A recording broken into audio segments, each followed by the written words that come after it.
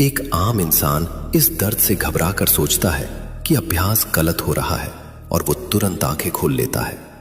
लेकिन एक सच्चा गुरु जानता है कि यह दर्द कोई बीमारी नहीं, बल्कि शरीर से बाहर निकलती हुई सालों पुरानी मानसिक और शारीरिक गंदगी है। इसी दौरान आपके शरीर का ऑरा यानी आपका इलेक्ट्रोमैग्नेटिक फील्ड इतनी तेजी से फैलने लगता है कि आपके आसपास का वातावरण ही बदल जाता है। क्या आपने कभी ध्यान करते समय या किसी शांत जगह पर बैठते हुए अपने हाथों की हथेलियों में अचानक तेज गर्मी, झंझनाहट या कोई चुंबकीय दबाव महसूस किया है? अगर हां, तो वो अनुभव कैसा था? अपने विचार और अनुभव अभी कमेंट बॉक्स में लिखकर जरूर साझा करें। आपके इन अनुभवों को शेयर करने से न सिर्फ इस वीडियो की रीच उन लोगों तक पहुंचेगी जिन्हें इस प्राकृतिक हीलिंग की सख्त जरूरत है, बल्कि हम सब मिलकर शरीर के इस रहस्यमय विज्ञान को और भी बेहतर तरीके से समझ पाएंगे।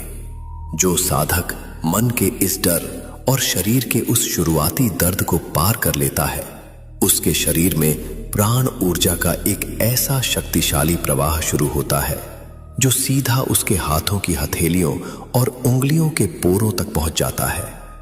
इस अवस्था में अगर वो साधक किसी बीमार पौधे के पास सिर्फ अपने हाथ रख दे, तो वो पौधा कुछ ही दिनों में फिर से हरा भरा होने लगता है। लेकिन असली खतरा तो तब पैदा होता है जब यही शक्ति किसी दूसरे बीमार इंसान को ठीक करने के लिए इस्तेमाल की जाती है।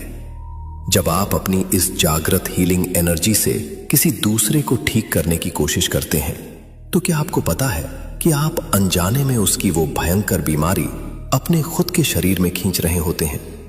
इस जानलेवा खतरे को मनोविज्ञान में एम्पैथिक एब्जॉर्प्शन कहा जाता है।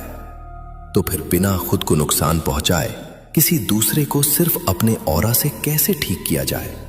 और जब इस हीलिंग के दौरान अचानक कोई काली परछाई या डरावनी आकृति आपके ध्यान में सामने आकर खड़ी हो जाए, तो उससे खुद को कैसे बचाया जाए?